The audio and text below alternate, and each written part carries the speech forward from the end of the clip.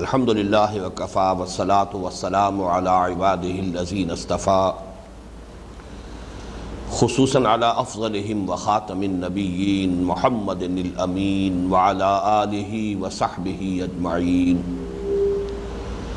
اما بعد فقد قال اللہ تبارک وتعالی کما ورد فی سورة البقرہ اعوذ باللہ من الشیطان الرجیم بسم اللہ الرحمن الرحیم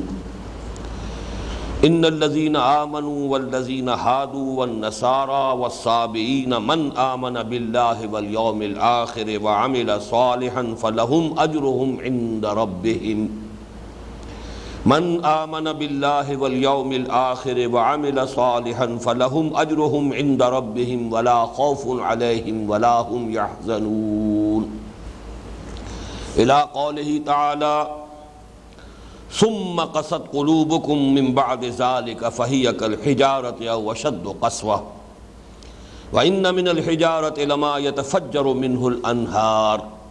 وإن منها لما يشقق فيخرج منه الماء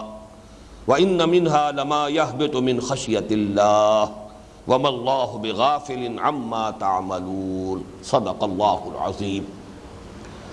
رب اشرح لي صدري ويسر لي امري واحلل عقدة من لساني يفقهوا قولي اللهم ربنا الهمنا رشدنا واعذنا من شرور انفسنا اللهم ارنا الحق حقا وارزقنا اتباعه وارنا الباطل باطلا وارزقنا اجتنابه اللهم وفقنا لما تحب وترضى آمین یا رب العالمین۔ ہم نے سورہ بقرہ کے 8ویں رکوع کے مطالعے کا آغاز پچھلے ہفتے کر دیا تھا، لیکن آپ کو یاد ہوگا کہ ہمارا پورا وقت 8ویں رکوع کی پہلی آیت ہی کے مطالعے میں صرف ہوا اور اس پر بھی بحث مکمل نہیں ہو سکی تھی۔ لیکن چونکہ ہمارے سلسلہ درس میں اکثر و بیشتر کچھ نہ کچھ سامعین نئے ہوتے ہیں، تو تھوڑی سی تمہیدی بات جو ہے وہ کہنی ناگزیر ہے۔ سورہ بقرہ میں جو 10 رکوع ہیں کہ جن میں براہ راست خطاب ہے بنی اسرائیل سے، 5ویں رکوع سے یہ شروع ہوتا ہے سلسلہ، اور ویسے تو 15ویں رکوع کے آغاز میں ختم ہوتا ہے، تو 10 رکوعوں سے بھی 2 آیتیں زیادہ ہیں۔ 15ویں رکوع کی بھی 2 آیتیں جو ہے اس سلسلہ کلام میں شامل ہیں، لیکن عرف عام میں یہی کہا جائے گا کہ 10 رکوع ہیں اس سورہ مبارکہ کے، اور آپ کو معلوم ہے کہ کل رکوع 40 ہیں، تو گویا کہ 1/4 جو ہے سورہ مبارکہ، سورہ بقرہ کا 1/4 حصہ بنی اسرائیل سے براہ راست خطاب پر مشتمل ہے۔ اس میں اولین تقسیم یہ ذہن میں رکھی ہے جو بار بار میں عرض کر چکا ہوں کہ پہلا رکوع جو 7 آیات پر مشتمل ہے وہ دعوت کا رکوع ہے، بنی اسرائیل کو محمد الرسول اللہ صلی اللہ علیہ وسلم اور قرآن حکیم پر ایمان کی دعوت دی گئی۔ یہ رکوع اس اعتبار سے بہت اہم ہے کہ آئندہ بھی، اب ظاہر بات ہے کہ نبی تو کوئی آنے والے نہیں ہیں، مسلمانوں میں بھی جب کوئی تجدیدی کوئی کوشش ہوگی، مسلمانوں میں پھر کوئی اللہ کے فضل و کرم سے اصلاح حال کے لیے کوئی جد و جہد ہوگی، اس لیے کہ ظاہر بات ہے کہ زوال آیا ہے اور زوال آتا رہا ہے۔ اسی لیے سلسلہ مجددین کی خبر دی تھی نبی اکرم صلی اللہ علیہ وسلم نے۔ سنن ابی داؤد کی یہ مشہور روایت ہے کہ ان اللہ یبعث فی هذه الامۃ علی راس کل 100 عام من یجدد لها دینها۔ ختم نبوت سے جو خلا پیدا ہوا ہے اس کو اللہ تعالیٰ نے 3 چیزوں سے پر کیا ہے۔ پہلی بات یہ کہ قرآن کے متن کی حفاظت کا ذمہ لے لیا، اس میں کوئی تحریف نہیں ہو سکتی۔ انا نحن نزلنا الذکر وانا لہ لحافظون۔ دوسرے یہ کہ مجددین امت کا ایک سلسلہ، ہر صدی میں ایسے لوگ اٹھتے رہیں گے کہ دین کی تعلیمات پر جو بھی کوئی گرد و غبار دائیں بائیں سے ادھر ادھر سے آ کر جو اثرات ہوں گے ان کو ہٹا کر صاف کر کے جو دین کی اصل شکل ہے اسے دوبارہ دنیا کے سامنے پیش کر دیں گے۔ یہ مجدد ہے، تجدید، تازہ کر دینا، نیا کر دینا۔ اور تیسری ضمانت اللہ نے یہ دی ہے، حضور کی ایک حدیث اس میں بھی وارد ہوئی ہے کہ لا تزال فی امتی طائفۃ قائمین علی الحق، میری امت میں ایک جماعت ہمیشہ حق پر قائم رہے گی۔ نہیں ہوگا کہ دنیا حق سے بالکل خالی ہو جائے، وہ جماعت مختصر ہو، تھوڑی ہو، لیکن بہرحال ایک جماعت ہمیشہ حق پر ضرور قائم رہے گی۔ یہ تین چیزیں ہیں کہ جن سے اللہ تعالیٰ نے ختم نبوت سے، یعنی بعثت انبیاء کا سلسلہ جو ختم ہوا حضور صلی اللہ علیہ وسلم کی ذات مبارکہ پر، تو اس سے جو خلا پیدا ہوا ہے اس خلا کو ان تین باتوں سے پر کیا ہے۔ اب ظاہر بات ہے جو بھی مجددین امت آئیں گے یا آتے رہے ہیں ان کا سابقہ ہوتا تھا مسلمانوں ہی سے، لیکن وہ مسلمان جو دین کی اصل روح سے بے خبر ہو گئے، بدعات میں مبتلا ہو گئے، توہمات میں مبتلا ہو گئے، دین پر صحیح جو روح ہے دین کی وہ ان پر واضح نہ رہی۔ اب ظاہر بات ہے کہ ان سے جب خطاب کریں گے وہ مجددین امت یا کرتے رہے ہیں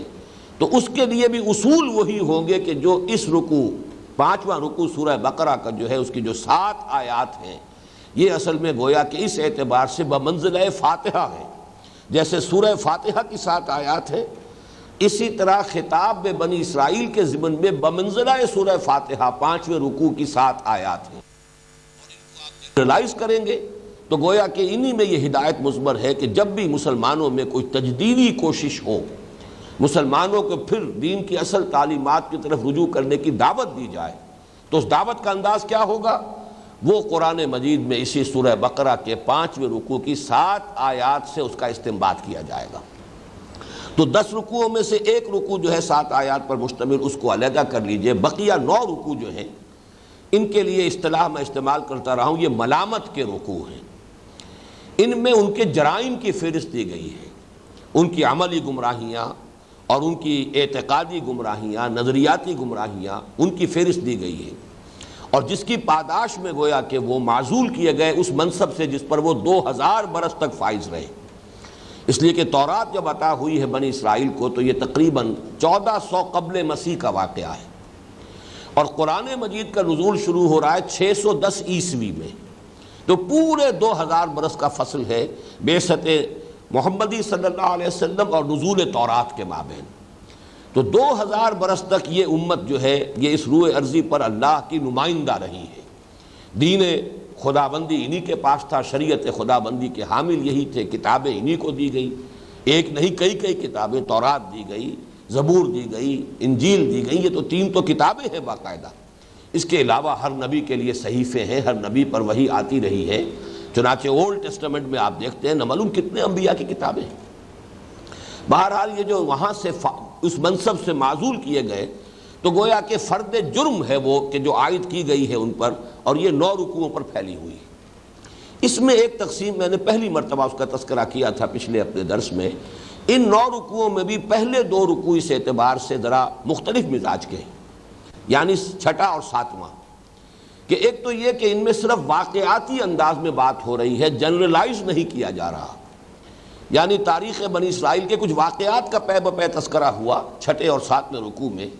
اور پھر یہ کہ شروع میں وہ آیت آئی یا بنی اسرائیل اذکروا نعمتی التی انعمت علیکم وانی فضلتکم علی العالمین، اور 7ویں رکوع میں اختتام ہوا وَضُرِبَتْ عَلَيْهِمُ الذِّلَّةُ وَالْمَسْكَنَةُ وَبَاءُوا بِغَضَبٍ مِّنَ اللَّهِ۔ تو معلوم ہوا کہ پورا مضمون ایک اعتبار سے جس کو ہم کہیں گے فرد جرم، یہ گویا کہ ان 2 رکوعوں میں مکمل ہو چکی ہے، ایک بحث جو ہے تکمیل کو پہنچ چکی ہے۔ اب جو ہم نے 8ویں رکوع سے مطالعہ شروع کیا ہے تو اس سے لے کے آخر تک ایک بات کو نوٹ کیجئے، میں نے پچھلی مرتبہ بھی تذکرہ کیا تھا کہ اس میں آپ کو تھوڑے تھوڑے وقفے کے بعد بنی اسرائیل پر جو بھی الزامات قرآن مجید عائد کر رہا ہے ان کا تذکرہ کرنے کے بعد پھر جنرلائز کیا جاتا ہے۔ ایسی عظیم آیات آتی ہیں کہ جو گویا کہ ابدی ہدایت کی حامل ہے، اور یہ اصل میں پیشگی ہدایت کہہ لیجئے، تنبیہ کہہ لیجئے امت مسلمہ کے لیے کہ دیکھو جس مقام پر آج تم فائز کیے جا رہے ہو، تم سے پہلے 2000 برس تک بنی اسرائیل اسی منصب پر فائز رہے، ان میں یہ خرابیاں آئیں، تو دیکھو کہیں ایسا نہ ہو کہ تم بھی انہی نقش قدم پر چلو اور وہی خرابیاں تمہارے اندر پیدا ہو جائیں۔ اس اعتبار سے یہ اگرچہ ویسے تو یہ کہ روح سخن بنی اسرائیل کی طرف ہے، خطاب بنی اسرائیل سے ہے، لیکن میرے نزدیک اس کا اہم تر حصہ یہ ہے، اس کا مطالعہ کرتے ہوئے بقیہ جو 7 رکوع ہیں جو اب چل رہے ہیں، 8ویں رکوع سے لے کر اور 14ویں کے اختتام بلکہ 15ویں کے شروع تک، اس میں ہمیں اصل میں تو آئینہ دکھایا جا رہا ہے امت مسلمہ کے بھی آنے والی جو بھی ان میں گمراہیاں جو ہیں آنے والی ہوں گی، عملی اور اعتقادی اور نظریاتی اور علمی اور فکری، ان سب کی پیشگی تصویر دکھائی جا رہی ہے کہ یہ آئینہ ہے، اسی میں تم دیکھ سکتے ہو کہ وہی ساری خرابیاں تمہارے اندر بھی پیدا ہو گئیں کہ جو بنی اسرائیل میں پیدا ہوئی تھی۔ اس حوالے سے اس حصے کو پڑھتے ہوئے یہ خیال نہیں ہونا چاہیے کہ یہ صرف کوئی پچھلی داستانیں ہیں، اساطیر الاولین ہیں، یہ صرف یہود سے گفتگو ہو رہی ہے۔ یہ گفتگو اصل میں گفتہ آیت در حدیث دیگراں، خوشتراں باشد کے سر دل براں گفتہ آیت در حدیث دیگراں۔ اصل میں یہ گویا کہ گفتگو ہم سے ہو رہی ہے ان کے حوالے سے کہ ان کے ہاں یہ خرابیاں اس طور سے پیدا ہوئیں، مبادا اے مسلمانوں تم بھی انہی گمراہیوں میں مبتلا ہو جاؤ۔ اب یہ میں نے پچھلی مرتبہ بھی لفظ استعمال کیا تھا آئرنی آف فیٹ۔ اب یہ سمجھئے کہ ستم ظریفی ہے حالات کی کہ بعین ہی وہی ساری خرابیاں مسلمانوں میں پیدا ہوئی ہیں۔ ان آیات کا مطالعہ کرتے ہوئے ہم خود اگر دروں بینی سے کام لیں گے اور اپنے حالات پر اگر ناقدانہ نگاہ ڈالیں گے تو معلوم ہوگا بعین ہی اسی نقش قدم پر ہم چلے ہیں۔ اسی لیے میں نے وہ حدیث بھی آپ کو سنائی تھی، یہ حدیث کے جو متفقن علیہ ہے سند کے اعتبار سے جو سب سے اونچا درجہ ہو سکتا ہے احادیث نبویہ کا، اسی درجے کی یہ حدیث بھی ہے کہ بخاری اور مسلم دونوں میں موجود ہے۔ ان ابی سعید الخدری رضی اللہ عنہ ان رسول اللہ صلی اللہ علیہ وسلم قال لَتَتَّبِعُنَّ سُنَنَ مَنْ كَانَ مِنْ قَبْلَكُمْ شِبْرًا بِشِبْرٍ وَذِرَاعًا بِذِرَاعٍ حَتَّى لَوْ دَخَلُوا جُحْرَ ضَبٍّ لَتَبِعْتُمُوهُمْ قُلْنَا يَا رسول اللہ الْيَهُودُ وَالنَّصَارَى قَالَ فَمَنْ۔ حضرت ابو سعید خدری فرماتے ہیں رضی اللہ تعالی عنہ کہ حضور نے ارشاد فرمایا مسلمانوں تم بھی لازماً جو تم سے پہلے لوگ گزرے ہیں انہی کے نقش قدم پر چلو گے، بالشت کے ساتھ بالشت اور ہاتھ کے ساتھ ہاتھ۔ یہ گویا کہ محاورہ ہے کہ بعین ہی ان کے نقش قدم پر چلو گے۔ ان کا کوئی قدم بالشت بھر تھا تو تم بھی بالشت بھر قدم بڑھاؤ گے، اور کوئی ہاتھ بھر چھلانگ لگائی ہے انہوں نے تو تم بھی لگاؤ گے۔ حتیٰ لو دخلوا جوہر ضب، یہاں تک کہ اگر وہ گوہ کے بل میں داخل ہوئے تھے لَتَبِعْتُمُوهُمْ تو تم بھی ان کی پیروی کرو گے، تم بھی گوہ کے بل میں ضرور داخل۔ قلنا یا رسول اللہ، حضرت ابو سعید خدری فرماتے ہیں کہ ہم نے اس پر عرض کیا اللہ کے رسول کیا آپ کی مراد یہود اور نصارہ ہے؟ یا رسول اللہ الیہود والنصارہ؟ قال فمن، آپ نے فرمایا وہ نہیں تو اور کون؟ وہی سابقہ امت مسلمہ ہے، اس لیے کہ نصارہ کی علیحدہ حیثیت نہیں ہے، وہ تو وہی سلسلہ بنی اسرائیل جو ہے امت وہی ہے۔ اسی لیے انجیل میں آپ کو معلوم ہے کوئی نئی شریعت نہیں ہے، وہی شریعت موسوی، بلکہ متی کی انجیل میں حضرت مسیح علیہ السلام کے الفاظ موجود ہیں کہ یہ نہ سمجھنا کہ میں شریعت ختم کرنے آیا ہوں، شریعت موسوی تم پر لاگو رہے گی۔ یہ تو سینٹ پال نے اسے منسوخ کیا ہے۔ تو آج کی جو یہ عیسائیت ہے یہ اصل میں حضرت مسیح کی طرف اس کی نسبت ہی غلط ہے، یہ پالزم ہے، سینٹ پال کا مذہب ہے کہ جس کو آج کے عیسائی اختیار کیے ہوئے ہیں، نام اس کا کرسچینٹی ہے، ورنہ حضرت مسیح علیہ السلام نے جو تعلیمات دی تھی ان میں سے متعدد جو بنیادی باتیں انہیں تبدیل کر دیا سینٹ پال نے۔ بہرحال اس ضمن میں جو اہم ترین آیت ہے وہ پہلی ہے جس پر کہ ہم گفتگو کر چکے ہیں، اس کے بارے میں زیادہ دہراؤں گا نہیں۔ یہ کون سی گمراہی ہے جو اس آیت کے ذریعے سے جس کا ازالہ کیا جا رہا ہے؟ ہمیشہ مسلمان امتوں میں جو ایک گمراہی پیدا ہوئی وہ یہ ہے کہ چونکہ ہم اس امت میں شامل ہیں لہذا محض شمولیت اور اس نسبت کی وجہ سے ہم تو بخشے بخشا ہیں، یا ہمارے ساتھ تو کوئی پریفرنشل ٹریٹمنٹ ہوگا، استثنائی معاملہ ہوگا، تو کسی گروہی نسبت کے ساتھ نجات کو وابستہ کر لینا یہ وہ گمراہی ہے، مشترک گمراہی جو تمام مسلمان امتوں میں پیدا ہوئی۔ تمام انبیاء اور تمام رسولوں کے پیروان جو ہیں ان کے اندر یہ خرابی پیدا ہوئی کہ چونکہ ہمارا تعلق ان سے ہے، ہم ان کے ساتھ منسلک ہیں، ان کے نام سے جو ہے وہ ہماری جو ہے امت ہے اور ہم ان سے وابستہ ہیں، لہذا ہم بخشے بخشا ہیں۔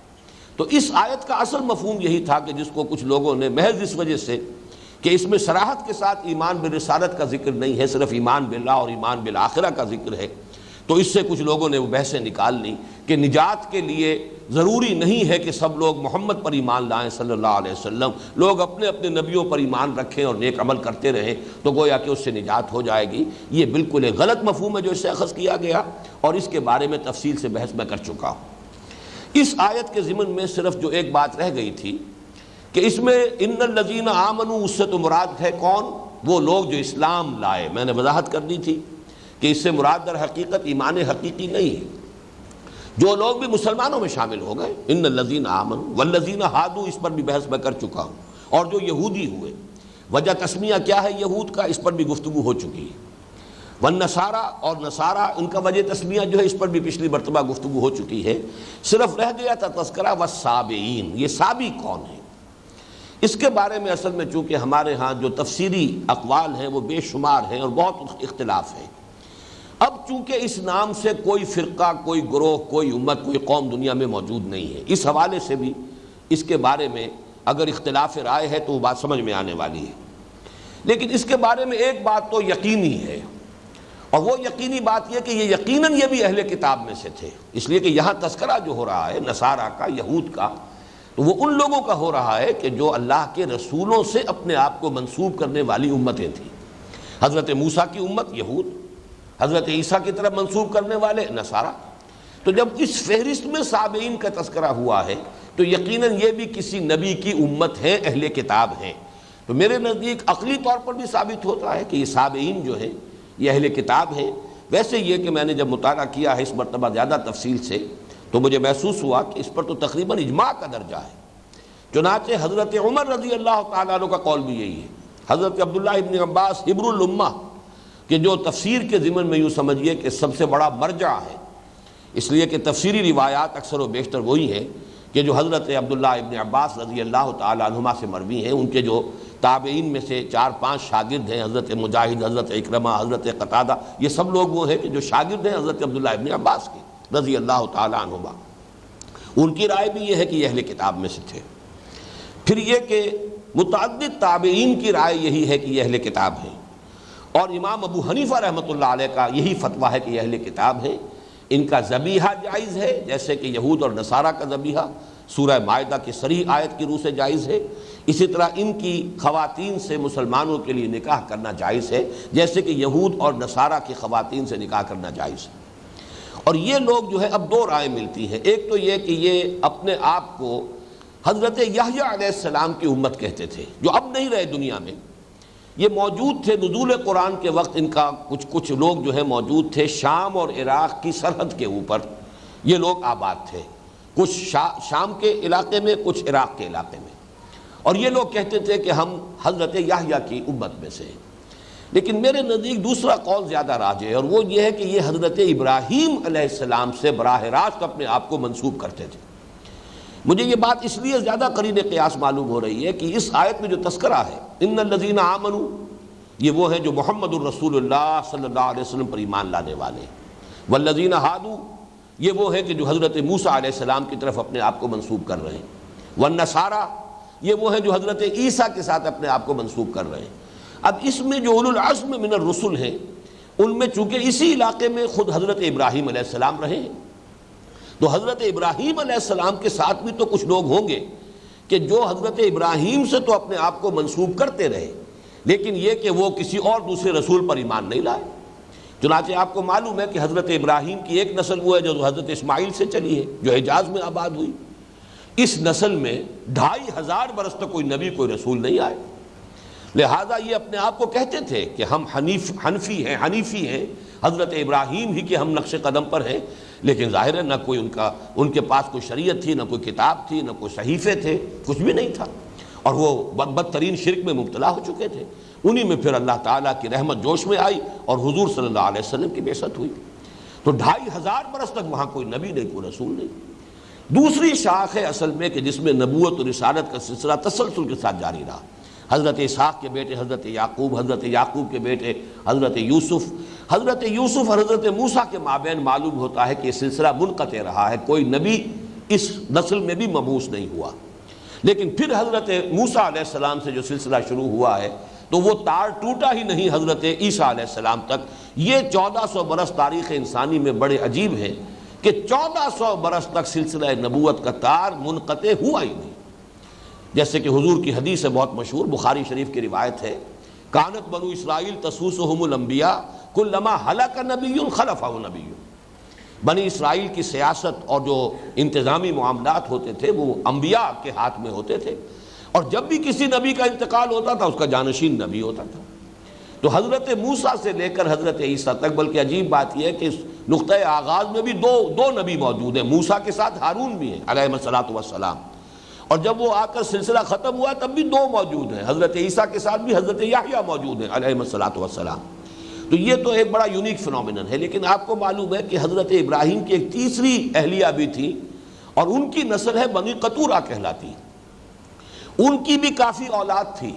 ان میں سے صرف ایک شاخ میں تو ہمیں معلوم ہے مدین یا مدیان جو ان کے بیٹے تھے حضرت ابراہیم کے، تیسری اپنی زوجہ محترمہ حضرت قطورہ سے، ان میں حضرت شعیب علیہ الصلوۃ والسلام کی بعثت ہوئی ہے۔ لیکن بقیہ جو ان کی اولاد تھی وہ یہی اسی علاقے میں کہیں آباد ہوئی، اور اس میں یقیناً جب کوئی نبی اور نہیں آئے، یا تو نہیں آئے یا قرآن مجید میں ان کا تذکرہ نہیں، تو ان میں جو لوگ رہے ہوں گے میں یہ سمجھتا ہوں کہ وہ سابعین ہیں کہ جو حضرت ابراہیم کی طرف تو اپنے آپ کو منسوب کرتے رہے، اور یہ وہی علاقہ ہے عراق اور شام کی سرحد پر۔ یہاں پر چونکہ وہاں پر زیادہ تر جو علاقہ ہے وہ تو پھر حضرت اسحاق کی نسل جب واپس آئے ہیں مصر سے ایکسوڈس کے بعد، تو فلسطین میں تو ان کی حکومت قائم ہو گئی۔ تو حضرت ابراہیم کی یہ تیسری نسل جو ہے اس سے جو منسلک لوگ تھے، ان کے جو لوگ تھے وہ ظاہر بات ہے ذرا ہٹ کر پھر عراق اور شام کے اس علاقے کے اندر سرحدی علاقوں میں آباد ہو گئے، اور میں سمجھتا ہوں کہ سابعین سے مراد وہی ہے۔ بہرحال یہ تھوڑی سی گفتگو میں چاہتا تھا سابعین کے بارے میں۔ اب آگے چلیے، ہم اس رکوع کا مطالعہ آگے کر رہے ہیں۔ باقی اس آیت کا اصل مفہوم کیا ہے؟ یقیناً ان الذین آمنوا، یقیناً وہ لوگ جو اسلام لائے، والذین ہادوا، اور جو یہودی ہوئے، والنصارى، اور جو نصرانی ہوئے، والسابعین، اور جو سابی رہے، من آمن باللہ، ان میں سے جو بھی ایمان لایا اللہ پر۔ اور یہاں پر اگر تھوڑے سے دو الفاظ کا اضافہ کر لیں، ان میں سے جو بھی اپنے اپنے وقت میں، اپنے اپنے دور میں، یہ دور جب تک حضرت مسیح نہیں آئے، یہ دور حضرت موسیٰ علیہ السلام کا چلا آ رہا ہے، اس میں جس نے بھی جو بھی یہودی تھے وہ اگر ایمان حقیقی سے بہرہ ہے، اللہ پر آخرت پر ایمان درست ہے، عمل صحیح ہے، تو ان کے لیے نہ کوئی خوف ہے نہ حزن ہے، لہم اجرہم عند ربہم۔ حضرت مسیح کی بعثت کے بعد حضور تک 600 برس یہ حضرت مسیح کا دور ہے۔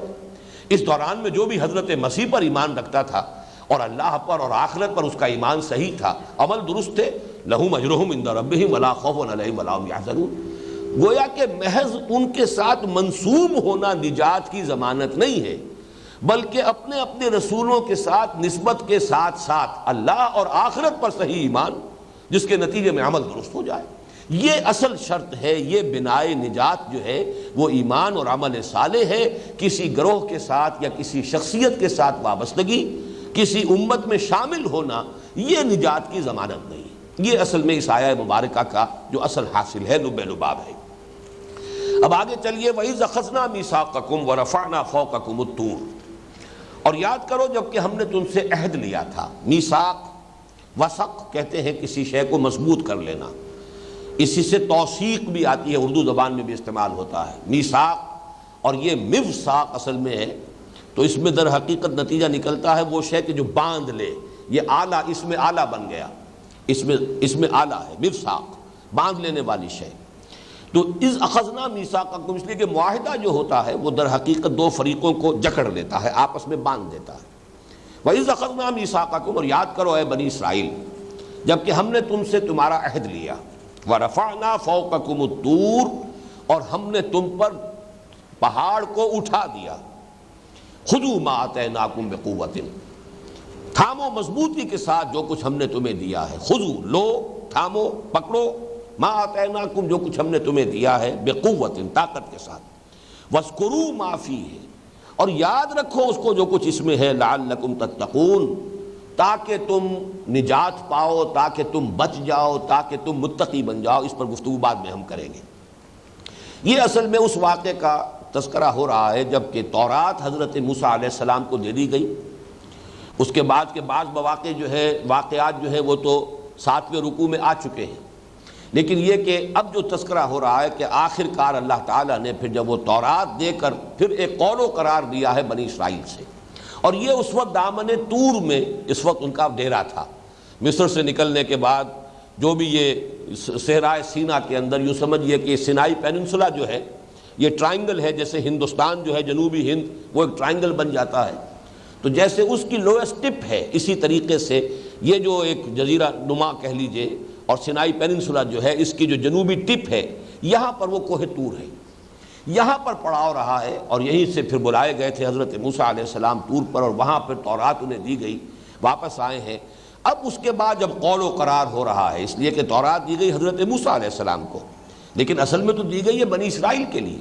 اب ان سے قول و قرار لیا جا رہا ہے کہ تم اس کی پابندی کرو گے، مضبوطی سے تھامو گے، اس شریعت کو جو ہے اپنی زندگی میں لاگو کرو گے۔ اس قول و قرار کے وقت اللہ تعالیٰ نے خاص جو ہے شکل یہ کی کہ ایک رعب پیدا کرنے کے لیے، ان کے دلوں کے اندر خشیت پیدا کرنے کے لیے پہاڑ کو ان کے سروں پر بلند کر دیا۔ یہ معاملہ ذرا میں چاہتا تھا، وہ بات رہ گئی کہ ایک اصولی بات میں یہاں، چونکہ آج کے درس میں کئی واقعات آئیں گے جو خرق عادت ہے، عام طور پر ہونے والی باتیں نہیں ہیں۔ پورے پہاڑ کو لوگوں کے سروں پر اٹھا دینا، انسانوں کو بندروں کی شکل میں مشق کر دینا، یا جیسے آگے ایک واقعہ آئے گا کہ ایک مقتول کو ایک تھوڑی دیر کے لیے زندہ کر دینا تاکہ وہ اپنے قاتل کا پتہ بتا دے۔ یہ سارے واقعات وہ ہیں کہ جو خرق عادت جنہیں ہم کہتے ہیں۔ عام طور پر ایک لفظ ہمارے ہاں معجزے کا استعمال ہوتا ہے، لیکن معجزہ جو ہے وہ ایک خاص قسم کا خرق عادت ہے۔ عادت سے مراد ہے جو نیچرل لاز ہیں اس دنیا کے، جو گورن کر رہے ہیں، فزیکل کیمیکل لاز جس سے یہ دنیا چل رہی ہے، لاز آف دی نیچر۔ جہاں کہیں بھی وہ لا آف دی نیچر کے خلاف کوئی کام ہو رہا ہے، جیسے کہ پانی اپنی سطح برقرار رکھتا ہے، یہ لا آف دی نیچر ہے، لیکن یہ کہ حضرت موسیٰ کا عصا جو ہے سمندر پر پڑا اور دریا جو ہے یا سمندر پھٹ گیا، دو حصوں کے اندر بالکل دو ٹیلوں کی طرح دو حصے کھڑے ہو گئے۔ یہ خرق عادت ہے۔ خرق کے معنی پھاڑ دینا، کاٹ دینا، توڑ دینا۔ اخرقتھا لتغرق اہلھا، حضرت موسیٰ علیہ السلام کا جو واقعہ ہوا تھا حضرت خضر کے ساتھ، تو انہیں جب کشتی کو حضرت خضر نے کشتی کا ایک تختہ توڑ دیا تھا، تو وہاں وہ لفظ آتا ہے خرقتھا لتغرق اہلھا، آپ نے کشتی کا جو ایک تختہ توڑ دیا۔ کیا چاہتے ہیں آپ چاہتے ہیں کہ اس کشتی میں جو لوگ سوار ہیں انہیں غرق کر دیں؟ تو خرق کہتے ہیں پھاڑ دینا، توڑ دینا، اور خرق عادت یعنی جو لاز آف دی نیچر ہیں انہیں پھاڑ دینا، توڑ دینا۔ عام عادی قانون کے برعکس کوئی شے ظہور میں آئے گی، اسے خرق عادت کہیں گے۔ وہ خرق عادت جب کبھی نبی کے ہاتھ سے ہوتا ہے اور دعوے کے ساتھ ہوتا ہے، اسے معجزہ کہتے ہیں۔ معجزہ بنا ہے اعجاز سے، کسی کو عاجز کر دینا، عاجز کر دینا، بے بس کر دینا۔ معجزہ وہ چیز ہے جو مخالفین کو بے بس کرنے کے لیے اللہ تعالیٰ کی طرف سے خرق عادت کسی نبی کے ذریعے سے ظاہر ہوتا تھا۔ جیسے کہ حضرت صالح علیہ السلام کی قوم نے مطالبہ کیا تھا کہ ہم مان لیں گے آپ کو کہ آپ اللہ کے رسول ہیں، اگر ہماری نگاہوں کے سامنے ابھی سامنے چٹان میں سے ایک گابھن اونٹنی برآمد ہو جائے، یہ ہمارا مطالبہ ہے، یہ معجزہ آپ دکھا دیجیے۔ یہ گویا کہ یہ ایک نشانی انہوں نے طلب کی، اللہ تعالیٰ نے ان کی بات مان لی اور وہ گابھن اونٹنی جو ہے برآمد ہو گئی۔ اب گویا کہ وہ عاجز آ گئے، اب ان کے پاس کوئی اب دلیل نہیں تھی، کوئی بہانہ نہیں تھا کہ حضرت صالح کی دعوت کو وہ رد کر سکے۔ تو معجزہ وہ خرق عادت ہے جو کوئی نبی یا رسول دعوے کے ساتھ دکھاتا ہے۔ عام خرق عادت عام لوگوں کے ذریعے سے بھی اللہ تعالیٰ کبھی کبھی، جنہیں ہم کرامات کہتے ہیں، اللہ تعالیٰ اپنے نیک بندوں کے ذریعے سے بعض اوقات ایسی چیز ظاہر کروا دیتے ہیں کہ جو عام حالات میں سمجھ میں نہیں آتی، اس کی کوئی توجیہ ممکن نہیں ہے، تو اس کو کسی بھی غیر نبی کے لیے اسے کرامات کہا جاتا ہے۔ وہ کرامت ہے، اللہ تعالیٰ کسی کی عزت اور اعزاز کے لیے اس کے ذریعے سے کوئی ایسی شے ظاہر کر دے، لیکن اس میں کبھی دعویٰ نہیں ہوگا، اس لیے کہ وہ جو نبی کا معاملہ ہوتا ہے وہ تو پھر مطالبے کے مطابق اور دعوے کے ساتھ کہ یہ میں جو پیش کر رہا ہوں، جیسے کہ حضرت موسیٰ علیہ السلام نے دعوے کے ساتھ دو نشانیاں پیش کی، اپنا عصا ہے اور اپنا وہ جو آپ کا دست مبارک جو ہے وہ ید بیضا اور عصا موسیٰ، یہ دو معجزے، یہاں تک کہ مقابلہ کرنے کا معاملہ ہوا ہے اور جادوگروں سے آپ نے مقابلہ کیا، وہ دعوے کے ساتھ ہوتا ہے۔ لیکن اولیاء اللہ کی کرامات میں کہیں کوئی دعویٰ نہیں ہوتا، کہیں وہ یہ نہیں کہتے کہ یہ ہم نے اپنے اختیار سے کیا، یا دعوے کے ساتھ ہم اس کو پیش کر رہے ہیں۔ بہرحال یہ جو خرق عادت کے واقعات آ رہے ہیں بنی اسرائیل کی تاریخ میں، تو ہمارے جدید مفسرین کا رجحان میں نے یہ دیکھا ہے کہ وہ ان کی کسی نہ کسی طرح سے کوشش کرتے ہیں کوئی ایسی تعویل ہو جائے کہ جو عام جو فزیکل لاز ہیں ان کے مطابق نظر آئے، اس سے ہٹ کر نظر نہ آئے۔ یہ در حقیقت رجحان میرے نزدیک بنیادی طور پر غلط ہے، اگر اصولی طور پر ایک بات سمجھ لی جائے، اور وہ بات یہ ہے کہ نسل انسانی کے دوران کا جو بھی ارتقاء ہوا ہے ذہنی، اس کے دوران اللہ کا یہ معاملہ جو ہے اصول کے اعتبار سے سامنے رکھیے کہ جب کہ ابھی نسل انسانی بحیثیت مجموعی عہد طفولیت میں تھی ذہنی اعتبار سے، تو اس وقت جو ہے ان کے لیے عقل اور حکمت کی باتوں کو سمجھنا ممکن نہیں تھا. ابھی وہ ذہنی اعتبار سے میچور نہیں تھے، ابھی بحیثیت مجموعی نوع انسانی اس سطح پر نہیں پہنچی تھی کہ انہیں برہان کے ذریعے سے، دلیل کے ذریعے سے، عقل کے ذریعے سے ان کو وہ بات سمجھائی جا سکے کہ جو بات انسان جو ہے وہ بہرحال ایک میچور ذہن کا انسان سمجھ سکتا ہے. لہذا ان کے ساتھ معاملہ یہ ہوتا تھا کہ ایسی ہی چیزیں، اگرچہ اس کو بلا تشبیہ سمجھیے، یہ تشبیہ جو ہے یہاں مناسب نہیں ہے، بچوں کے لیے کھلونے ہوں گے، بچوں کو کھیلنے کے لیے کھلونے دیے جائیں گے. تو جب کہ ابھی نسل انسانی بحیثیت مجموعی اہل طفولیت میں ہے، تو ان کے لیے یہ ہے کہ ان کو ایسے خرق عادت چیزوں کے ذریعے ہی سے صحیح راستے کی طرف، حق کی طرف، بھلائی کی طرف راغب کرنے کا معاملہ رہا ہے. یہی وجہ ہے کہ قرآن مجید سے بھی ثابت ہوتا ہے کہ ابتدا میں یہ تھا کہ جب کوئی قربانی پیش کرتا تھا تو اس قربانی کے قبولیت کی علامت یہ ہوتی تھی کہ آسمان سے ایک آگ، ایک شعلہ جو ہے اترتا تھا،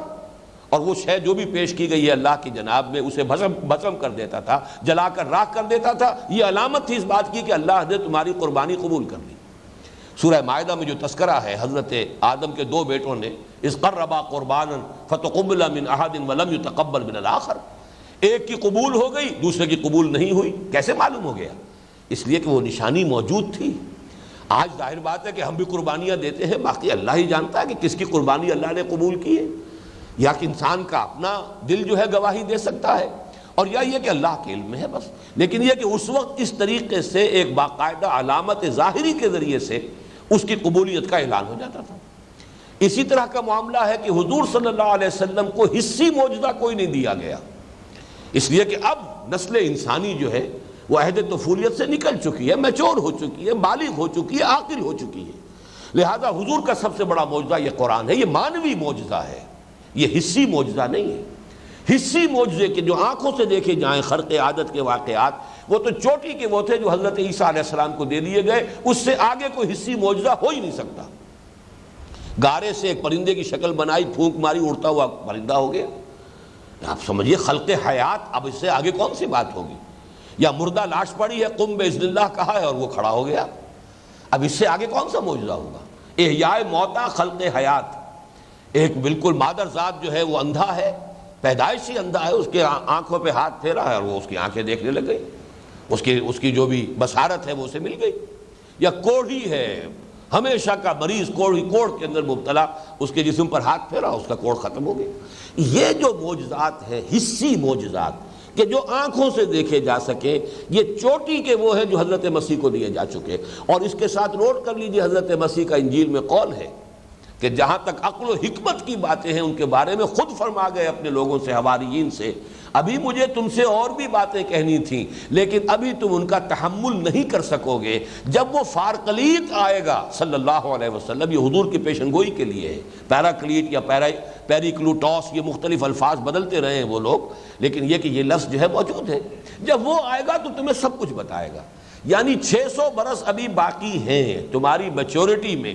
نسل انسانی کی بحیثیت مجموعی عقلی بلوغ کے اندر ابھی 600 برس باقی ہیں. جب محمد آئیں گے صلی اللہ علیہ وسلم تو پھر ساری دانائی کی باتیں اور عقل اور حکمت کی ساری باتیں. یہی وجہ ہے کہ 4 جگہ قرآن مجید میں، کم سے کم 3 جگہ حکمت کی تعلیم کو حضور کے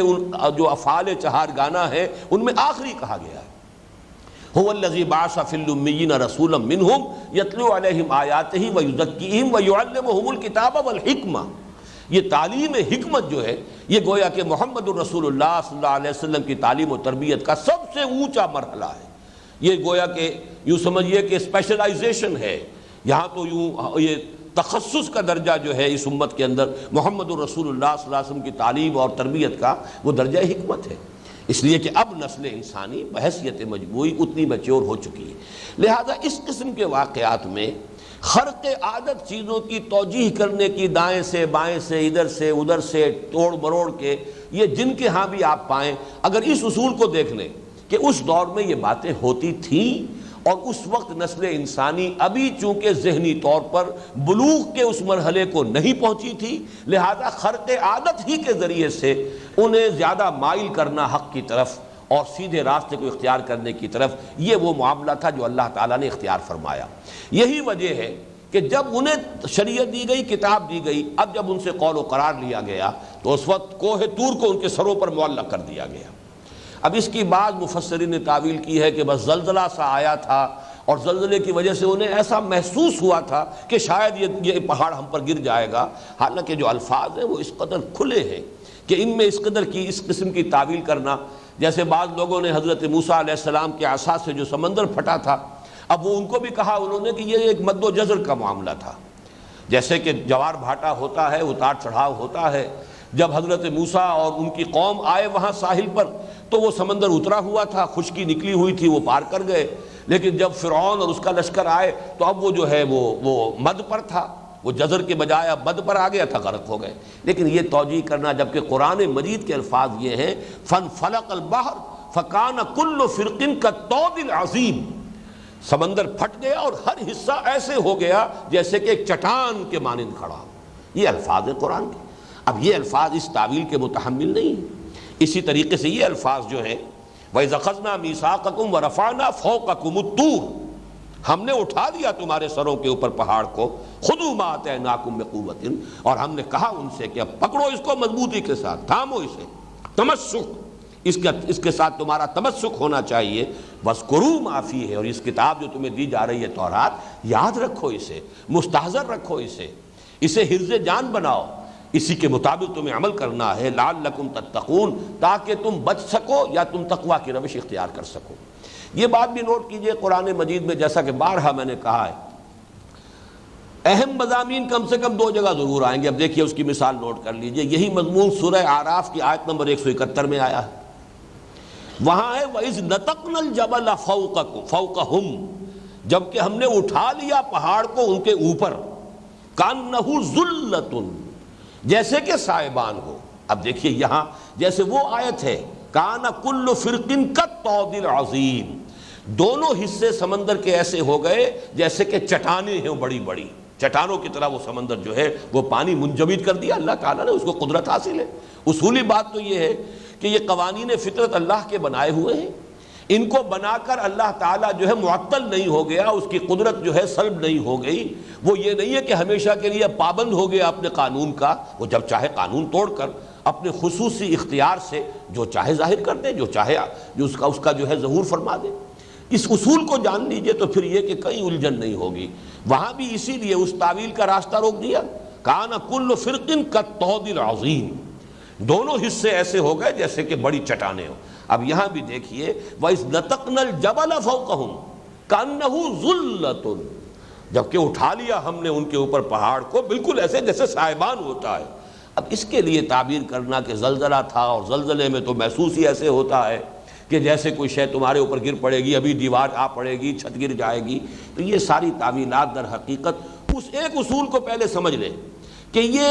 نسل انسانی کے عہد طفولیت کا تذکرہ ہو رہا ہے۔ اس وقت قدم قدم پر خرق عادت ہوتا تھا،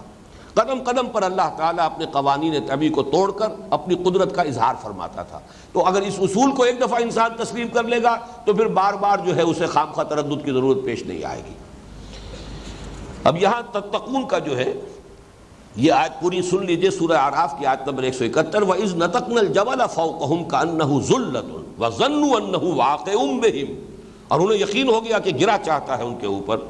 خُذُوا مَا آتَيْنَاكُمْ بِقُوَّةٍ، بالکل وہی الفاظ جو یہاں آئے ہیں وہی الفاظ وہاں ہیں، خُذُوا مَا آتَيْنَاكُمْ بِقُوَّةٍ، تھامو مضبوطی کے ساتھ جو ہم نے تمہیں دیا ہے، یہ کتاب دی ہے، شریعت دی ہے، اسے مضبوطی کے ساتھ تھامو۔ وَاذْكُرُوا مَا فِيهِ لَعَلَّكُمْ تَتَّقُونَ، اور اب اس کو یاد رکھو، حرز جان بناؤ، مستحضر رکھو جو اس میں ہے تاکہ تم بچ سکو۔ تتقون کا اصل میں لفظی مفہوم تو یہی ہے، وقا یقی کے معنی ہے بچنا، وقنا عذاب النار، قنا اصل میں ہے یہ، تو اس سے ہے بچا لے اللہ ہمیں آگ کے عذاب سے۔ تتقون کا ترجمہ تاکہ تم بچ سکو، لیکن بچ سکو سے مراد کیا ہے؟ ایک بچنا یہ ہے کہ اس دنیا میں انسان اللہ تعالیٰ کے احکام کی خلاف ورزی سے بچے، یہ تقویٰ ہے جسے ہم کہتے ہیں۔ تقویٰ کی روش کیا ہے؟ اللہ کے احکام کو نہ توڑا جائے، اللہ کے فرامین جو ہے ان کی پابندی کی جائے، بچ بچ کر پھونک پھونک کر قدم رکھا جائے، زندگی کے کسی معاملے میں بھی کوئی ایسا قدم میں نہ اٹھا بیٹھوں کہ جس سے میرا پروردگار ناراض ہو جائے، تو یہ تقویٰ کی عملی روش ہے، بچنا پیش نظر ہے۔ اور تقویٰ سے مراد یہ بھی ہے تاکہ تم اللہ کے عذاب سے بچ سکو۔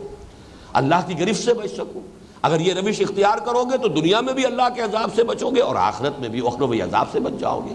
تو یہ دونوں ترجمے ہو سکتے ہیں، تاکہ تم تقویٰ کی روش اختیار کر سکو، یا یہ کہ اس سب کا جو اصل مقصود ہے تاکہ تم اللہ کی ناراضگی سے، اللہ کی گرفت سے، اللہ کے عذاب سے، اللہ کی سزا سے بچ جاؤ۔ ثم تولیتم من بعد ذلک، پھر تم نے روگردانی کی، پیٹھ موڑ لی، اس کے بعد تم نے قول و قرار کیا، ہمارے ساتھ معاہدہ کیا۔ اب یہاں بھی ایک اشکال پیدا ہوتا ہے کہ وہ لوگ جنہوں نے قول و قرار کیا تھا وہ تو مر کھپ چکے، اس وقت تو ان کی جو نسلیں تھیں جو کہ نزول قرآن کے وقت موجود تھی ان سے گفتگو ہو رہی ہے۔ تو یہ بات جو قرآن کہہ رہا ثم تولیتم، مخاطب اس وقت وہ یہودی ہے، وہ بنی اسرائیل ہے کہ جو حضور کے زمانے میں موجود ہیں۔ قول و قرار جنہوں نے کیا تھا وہ تھے جو حضرت موسیٰ کے زمانے میں تھے۔ تو زمانی فصل جو ہے 2000 برس کا ہے۔ تو یہ تھوڑا سا شبہ جو واقع ہوتا ہے اس کو یوں سمجھ لیجئے کہ جب کوئی قوم اپنے ان بزرگوں کے تمام معاملات کو اون کرتی ہو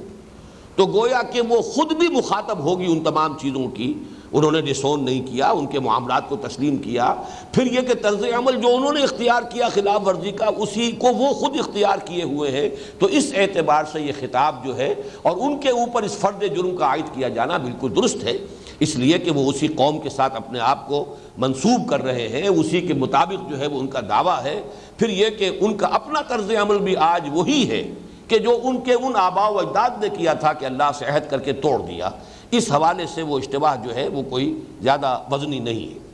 ثم تولیتم من بعد ذلک فلولا فضل اللہ علیکم ورحمتہ، تو اگر اللہ تعالیٰ کا فضل اور اس کی رحمت شامل حال نہ ہوتی لکنتم من الخاسرین، تو تم کبھی کے ہو چکے ہوتے خسارہ پانے والوں میں۔ یہ اللہ تعالیٰ کا فضل، اس کی رحمت جو ہے یہ بار بار قرآن مجید میں آتا ہے۔ وَلَوْلَا أَجَلٌ مُّسَمًّى، اللہ تعالیٰ نے ہر قوم کے لیے بھی ایک اجل مسمى رکھی ہوئی ہے، ہر امت کے لیے بھی ایک معین مہلت ہے، ہر فرد کے لیے بھی ایک معین مہلت ہے۔ اس مہلت سے پہلے اللہ گرفت نہیں کرتا، انہیں چھوٹ دیتا ہے، ڈھیل دیتا ہے۔ ہو سکتا ہے کہ اپنی روش کو درست کر لے، ہو سکتا ہے توبہ کر لے، ہو سکتا ہے لوٹ آئیں۔ اللہ رسی دراز کرتا ہے، بسا اوقات یہ بھی ہوتا ہے کہ اللہ تعالیٰ کی توفیق سے کوئی قوم یا فرد توبہ کر لے۔ ایسا بھی ہوتا ہے رسی دراز ہونے کی وجہ سے سرکشی میں اور بڑھتے چلے جاتے، اور جو بھی ان کے اندر خبث تھا، جو بھی خرابی تھی، وہ پوری کی پوری ظاہر ہو جاتی ہے۔ تو اللہ تعالیٰ کی چونکہ سنت معین ہے، اللہ کی طرف سے افراد کی بھی مہلت معین ہے، وہ اجل ہے ہماری اس دنیا کے اندر، جو موت کا وقت آنا ہے اس وقت تک ہر ایک کے لیے کھلی چھوٹ ہے، جو راستہ چاہو اختیار کر لو۔ اسی طرح قوموں کے لیے، اسی طریقے سے امتوں کے لیے وہ اجل معین ہے، اجل مسمى ہے۔ تو یہ اگر اللہ تعالیٰ کی رحمت اور اللہ تعالیٰ کی طرف سے فضل نہ ہوتا تو تمہارے جو کرتوت تھے وہ تو ایسے تھے کہ بہت پہلے تمہاری ہلاکت کا فیصلہ ہو چکا ہوتا، اللہ تعالیٰ کی طرف سے عذاب جو ہے آخری تم پر نازل ہو گیا ہوتا۔ اس میں خاص طور پر ایک بات اور نوٹ کرنے کی ہے، اللہ تعالیٰ نے اس قوم کے ساتھ ایک خاص معاملہ کیا ہے جو سابقہ رسولوں کی قوموں کے ساتھ نہیں ہوا۔ حضرت نوح علیہ السلام کی قوم نے حضرت نوح علیہ السلام کی دعوت کو رد کیا، ان کے نگاہوں کے سامنے قوم ہلاک کر دی گئی، غرق کر دی گئی۔ حضرت ہود علیہ السلام کی قوم نے حضرت ہود کی دعوت کو قبول کرنے سے انکار کیا، ملیا بیٹ کر دی گئی، انہی کی زندگی کے اندر ملیا بیٹ کر دی گئی، انہیں مزید مہلت نہیں دی گئی۔ حضرت صالح کی قوم کا بھی یہی حشر ہوا، حضرت لوط کو بھیجا گیا سدوم اور عامورہ کی بستیوں کی طرف، اس کے رہنے والوں کا یہی حشر ہوا۔ حضرت شعیب علیہ السلام کی قوم جو تھی اس کا یہی حشر ہوا۔ حضرت موسیٰ اور ان کے ساتھیوں کی نگاہوں کے سامنے آل فرعون جو ہے، فرعون اور آل فرعون غرق کیے گئے۔ لیکن یہود کے ساتھ ایک رعایت ہوئی ہے اللہ کی۔ اللہ تعالیٰ کی یہ رعایت جو ہے اگرچہ اس کا جو نتیجہ نکلنے والا ہے وہ تو جو میری کتاب ہے سابقہ اور موجودہ مسلمان امتوں کا ماضی، حال اور مستقبل، تفصیل سے میں یہ چیزیں لکھ چکا ہوں، لیکن یہ کہ یہ معاملہ کسی اور قوم کے ساتھ نہیں ہوا ہے۔ اب اسے چاہے آپ پریفرنشل ٹریٹمنٹ کہہ لیں، وَأَنِّي فَضَّلْتُكُمْ عَلَى الْعَالَمِينَ کا ایک مظہر یہ بھی ہے کہ اس قوم کو حضرت مسیح علیہ السلام کی بعثت کے بعد ہلاک ہو جانا چاہیے تھا۔ قانون خداوندی یہی رہا،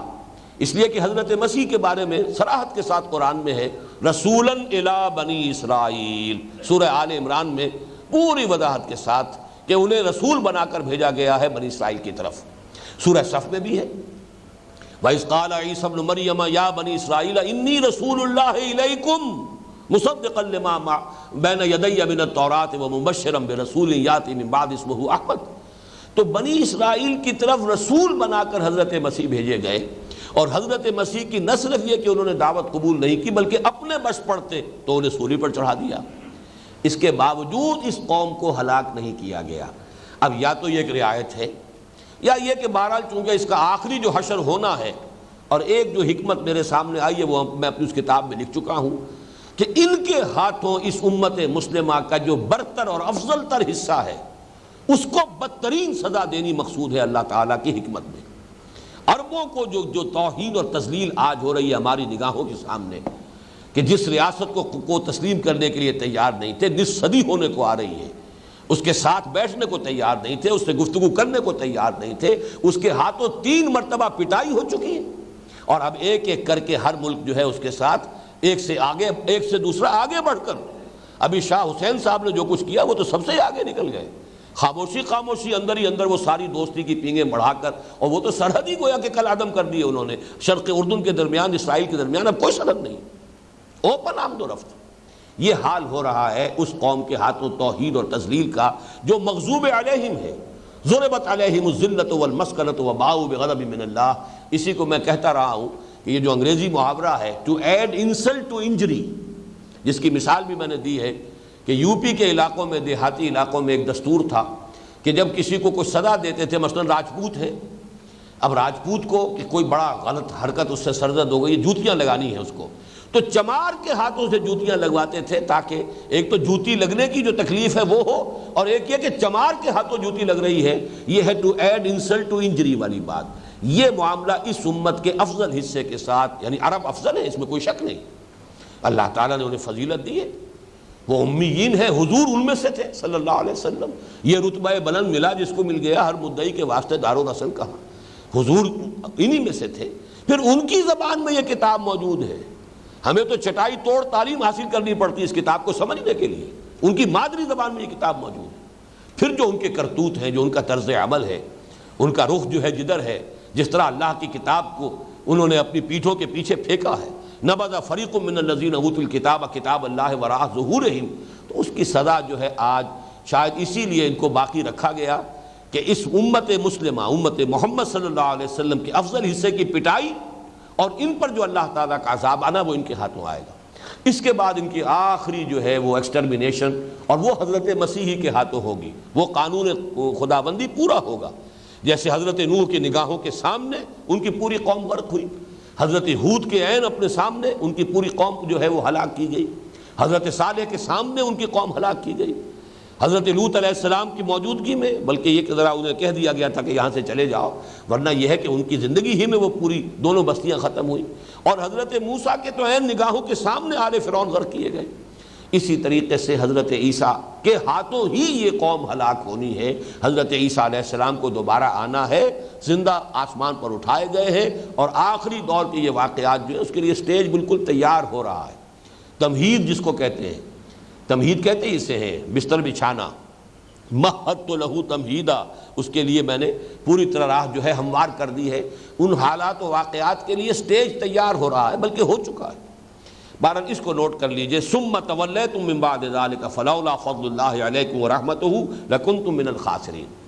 اب دوسرا واقعہ آ رہا ہے ان کی تاریخ کا، وَلَقَدْ عَلِمْتُمُ الَّذِينَ اعْتَدَوْا مِنْكُمْ فِي السَّبْتِ فَقُلْنَا لَهُمْ كُونُوا قِرَدَةً خَاسِئِينَ فَجَعَلْنَاهَا نَكَالًا لِمَا بَيْنَ يَدَيْهَا وَمَا خَلْفَهَا وَمَوْعِظَةً لِلْمُتَّقِينَ۔ اور تم خوب جانتے ہو، وَلَقَدْ عَلِمْتُمْ، یہ اندازہ تم خوب جانتے ہو، یہ واقعہ جو ہے ان کی تاریخ کا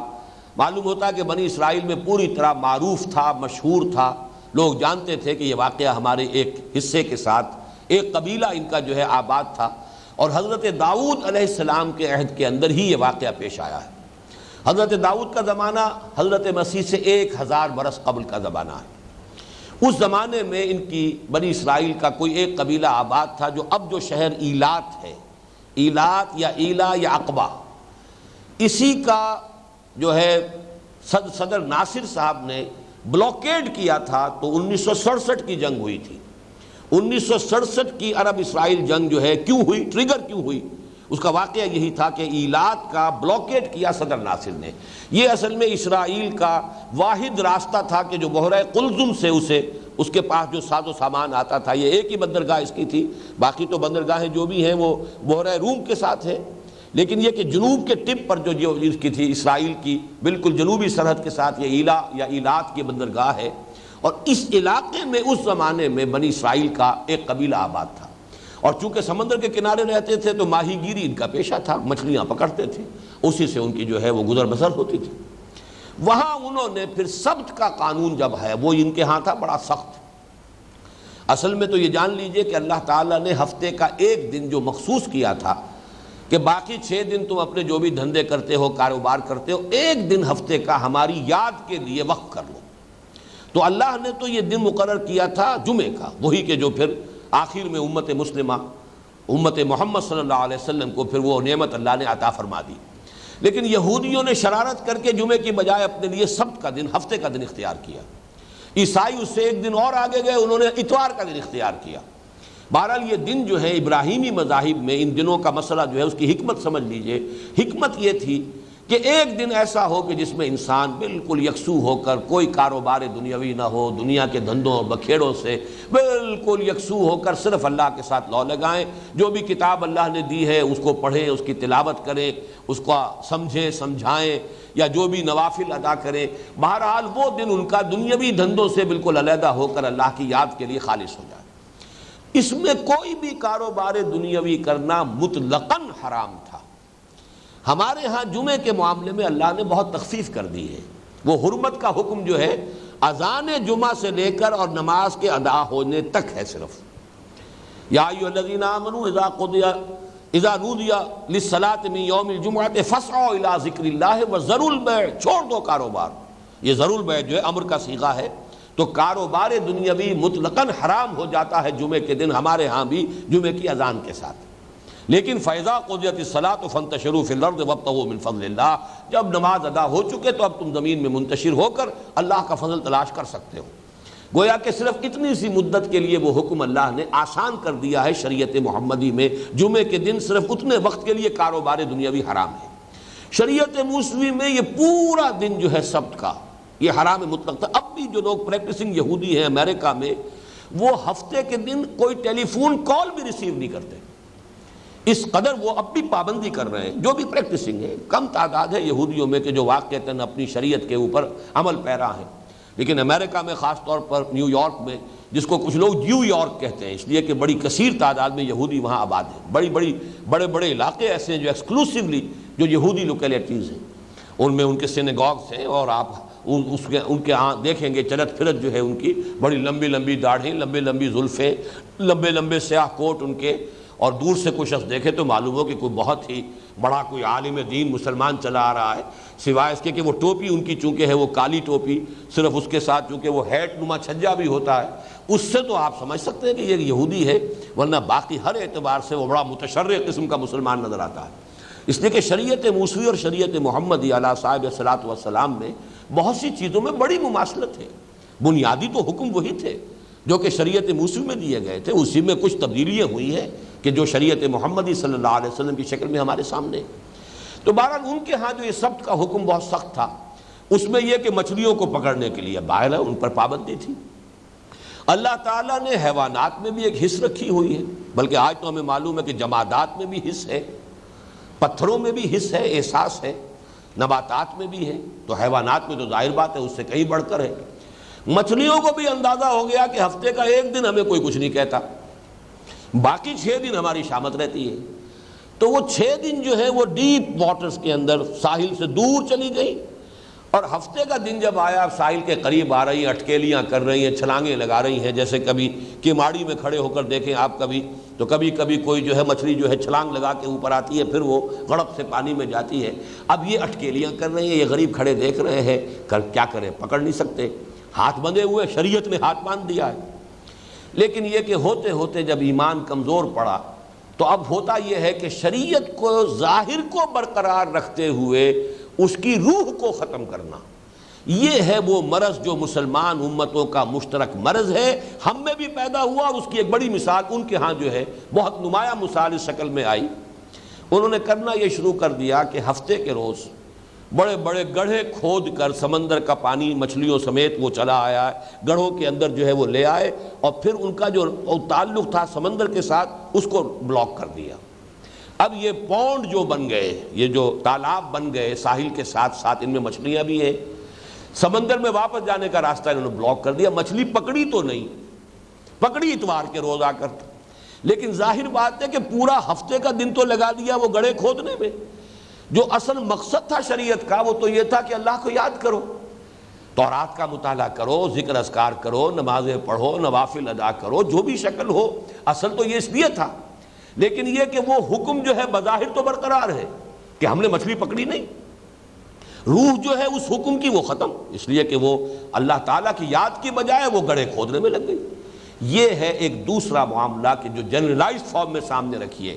یہ ہیلوں بہانوں سے شریعت کا کوئی نظام جو ہے ظاہری طور پر برقرار رکھنا اور حقیقت کے اعتبار سے اس کو ملیا میٹ کر دینا۔ ہمارے ہاں یہاں تک کہا گیا ہے،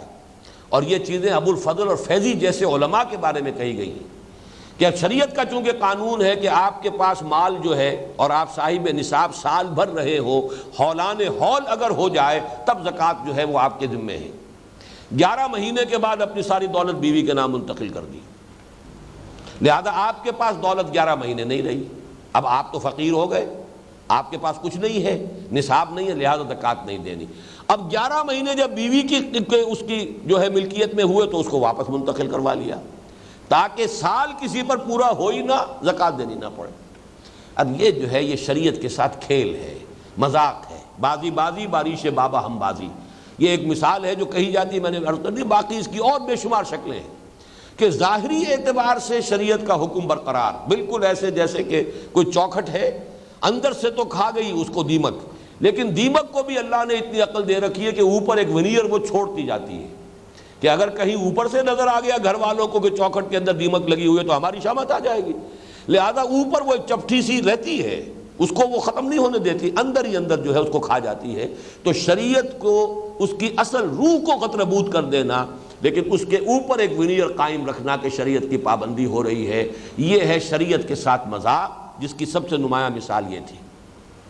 وَلَقَدْ عَلِمْتُمُ الَّذِينَ اعْتَدَوْا مِنْكُمْ فِي السَّبْتِ فَقُلْنَا لَهُمْ كُونُوا قِرَدَةً خَاسِئِينَ۔ یہ بھی نوٹ کر لیجئے، یہ واقعہ ابھی زیادہ تفصیل کے ساتھ سورہ اعراف میں آ چکا ہے، کیوں کہہ رہا ہوں؟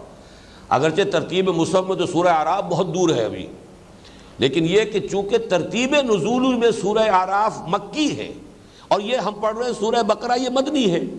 اس کے نزول سے قبل سورہ اعراف نازل ہو چکی ہے،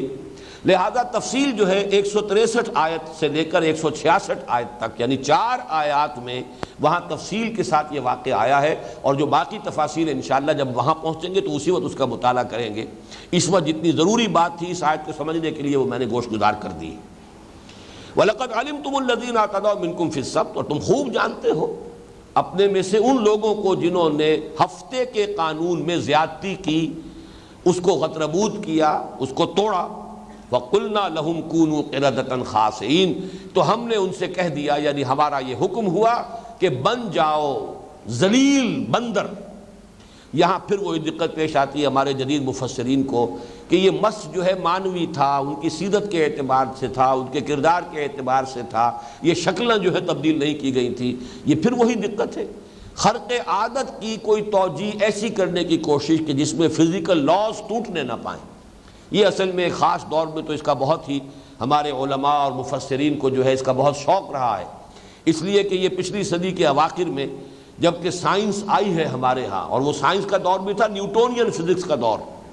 تو اس پر اتنا یقین تھا اس سائنس کے اوپر، فزکس کے اوپر، کہ گویا کہ قرآن مجید کو بھی ہم نے اس کے تابع کرنے کی کوشش کی۔ اگرچہ اس صدی میں جب کہ نیوٹونین ایرا شروع ہو چکا ہے، فزکس کے پریمیسز چینج ہو چکے ہیں، اس کی بنیادیں ہل چکی ہیں، اب وہ میٹر نام کی کوئی شے ہے ہی نہیں دنیا میں۔ میٹر ہے کیا؟ یہ تو انرجی ہی انرجی ہے، میٹر تو کوئی شے ہے ہی نہیں۔ جو کبھی 2 علیحدہ کیٹیگریز تھی، matter and energy, and matter is indestructible, یہ ساری جتنی بھی باتیں تھیں وہ سب کی سب ہوا ہو چکی ہیں، لیکن کچھ لوگ ابھی تک اسی فضا میں رہتے ہیں۔ یہیں پر اسی مقام پر لیکچر دیا تھا گائے ایٹن صاحب نے، اور میں نے حیران رہ گیا تھا ان کی زبان سے یہ الفاظ سن کر کہ آپ یہ نہ سمجھیے یورپ کے لوگ بھی اکثر و بیشتر، مغرب کے لوگ، یورپ کے، امریکہ لوگ بھی، وہ بھی آج بھی نیوٹونین ایرا میں رہ رہے ہیں ذہنی اعتبار سے، یہ جو آئنسٹائن کا فلسفہ اس کے حوالے سے جو سارے فزکس کے معاملات میں انقلاب آ چکا ہے، یہ صرف فزسسٹ جو ہے، فزکس پڑھنے والے اور جو اس کے علماء ہیں، اس کے جو اسکالرز ہیں، وہ ان کو معلوم ہے۔ عام آدمی آج بھی نیوٹونین ایرا میں سانس لے رہا ہے، مغرب کا عام آدمی بھی۔ تو ہمارے ہاں تو ظاہر بات ہے کہ یہ صورت جو ہے اس سے بھی زیادہ شدید ہے، تو ہر چیز کی کوئی نہ کوئی جو ہے فزیکل توجیہ کرنے کی کوشش، قطعاً کوئی ضرورت نہیں، شکلیں مسخ کی گئی ان کی، اور اس کے بعد آتا ہے روایات میں کہ 3 دن میں وہ سب کے سب ہلاک بھی ہو گئے۔ یہ مسخ جو ہے یہ اس معنی میں نہیں تھا کہ وہ مستقل پھر رہے ہوں، ان کو بندروں کی شکل میں تبدیل کیا گیا، کونوا قردۃ خاسئین، 3 دن تک وہ اس حالت میں رہے ہیں شدید کیفیت کے اندر، اس کے بعد وہ سب ہلاک ہو گئے۔ فَجَعَلْنَاهَا نَكَالًا لِمَا بَيْنَ يَدَيْهَا، تو ہم نے بنا دیا اسے نشان عبرت ان سب کے لیے بھی جو اس وقت موجود تھے سامنے۔ اب یہاں بھی نوٹ کیجئے، اگر شکل نہیں بدلتی تو نشان عبرت کیسے ہو جائیں گے؟ بندروں کی خاصیت، بندروں کی سی سیرت تو آج بھی لوگوں کے اندر ہے۔ میں نے یہ واقعہ کئی مرتبہ پہلے تو بیان کیا، بہت عرصہ ہو گیا اس کا تذکرہ نہیں ہوا۔ مولانا احمد علی صاحب کا جوانی کا دور کا واقعہ یہ، جو اس زمانے میں نظر بند تھے یہ، اس نے وہ جو بھی انگریزوں کا دور تھا، اور اس میں وہی ریشمی رومال کی تحریک کے ضمن میں ان کا بھی کہیں نام تھا، تو یہ لاہور میں لا کر نظر بند کیے گئے تھے۔ وہ نوجوانی کا دور جو ہے ان کا شیراں والا دروازے کے آس پاس جو ہے وہ گزرا ہے۔ وہ یہ بیان کرتے ہیں کہ ایک روز میں، یہ ڈبی بازار کا علاقہ جو ہے، شیراں والا سے پیچھے سے ہو کر جب آتے ہیں تو وہ ڈبی بازار میں، اور یہ کشمیری بازار کا علاقہ ملحق ہے، کہ میں یہاں ایک روز کو دن کا وقت، دوپہر کے وقت میں کہیں گھوم رہا تھا، تو ایک عجیب سا درویش ملا، اور اس نے کہا کہ میں کسی انسان سے ملنا چاہتا ہوں، مجھے کوئی پتہ دے سکتے ہو کسی انسان سے ملاقات کر سکوں؟ اب ان کا نوجوانی کا دور تھا، ان کو کہا کہ میں نے استہزائی انداز میں کہا یہ بھرا بازار ہے، آپ کو انسان نظر نہیں آ رہے؟ یہ سارے کون ہیں؟ یہ سب جو چاروں طرف ہے، یہ چل رہے ہیں، سودا خرید رہے ہیں، دکانوں پہ سودا بیچ رہے ہیں، یہ انسان نہیں ہے؟ لیکن انہوں نے کہا، اس شخص نے، نہیں مجھے تو کوئی انسان نظر نہیں آ رہا۔ اور اس وقت پھر مولانا احمد علی کہتے ہیں کہ میری عجیب کیفیت ہو گئی کہ میں نے جب دیکھا تو معلوم ہوا کسی دکان پر بندر بیٹھا، کسی پر سور بیٹھا ہے، کسی پر کوئی اور لنگور بیٹھا ہے، سب لوگوں کی جو مانوی سیرتیں تھیں وہ ظاہر ہو گئی ہیں۔ تو ہم اب بھی سیرت و کردار کے اعتبار سے تو کسی کے اندر وہ نقالی ہے، بندر والی نقالی ہے، کسی کے اندر اونٹ والا کینہ جو ہے وہ موجود ہے، کسی کے اندر حرص ہے، کسی میں حسد ہے، کسی میں بغض جو ہے، یہ ساری کی ساری بیماریاں مسلمانوں کے اندر۔ کوئی اتنا جو ہے یوں سمجھیے کہ صفاک ہے کہ بھیڑیا ہے اصل میں انسانی شکل کے اندر، اس قدر بے رحم بھیڑیوں کی طرح۔ تو اس اعتبار سے مانوی مس تو آج بھی موجود ہے، ہر حال میں موجود ہے۔ کوئی بندر ہے، کوئی سور ہے، کسی کے اوپر جو ہے جنسی جذبہ اتنا سوار ہے کہ وہ سور بن چکا ہے اپنی سیرت و کردار کے اعتبار سے، لیکن ہے وہ انسانی شکل میں۔ تو اصل میں نکال کا لفظ آیا ہے، وہ ان کے لیے نشان عبرت بن گئے۔ نشان عبرت تو بغیر شکل کی اور صورتوں کے مس کے بغیر نشان عبرت کا لفظ جو ہے وہ اس کے ساتھ جو ہے پوری طریقے سے مطابقت نہیں رکھتا۔ فَجَعَلْنَاهَا نَكَالًا لِمَا بَيْنَ يَدَيْهَا وَمَا خَلْفَهَا، اور پھر یہ واقعہ چونکہ ان کے ہاں بہت عرصے تک جو ہے اس کی یاد باقی رہی، تو ان کے بعد والوں کے لیے بھی، پیچھے آنے والوں کے لیے بھی وہ ایک نشان عبرت بنا رہا۔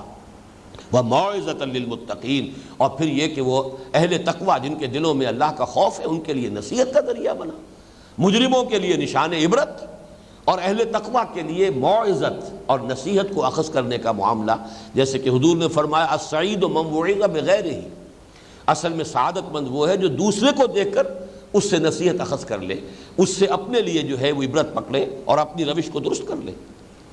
اب اس کے بعد جو واقعہ آ رہا ہے، اور بلکہ یہ واقعہ ایک ہے لیکن یہاں 2 واقعات کی شکل میں اس کو بیان کیا جا رہا ہے، یہ ذرا طویل ہے، اس میں ذرا ہم ترجمہ پہلے کر لیتے ہیں، پھر اس کے بارے میں مفصل گفتگو کریں گے۔ وَإِذْ قَالَ مُوسَىٰ لِقَوْمِهِ إِنَّ اللَّهَ يَأْمُرُكُمْ أَن تَذْبَحُوا بَقَرَةً،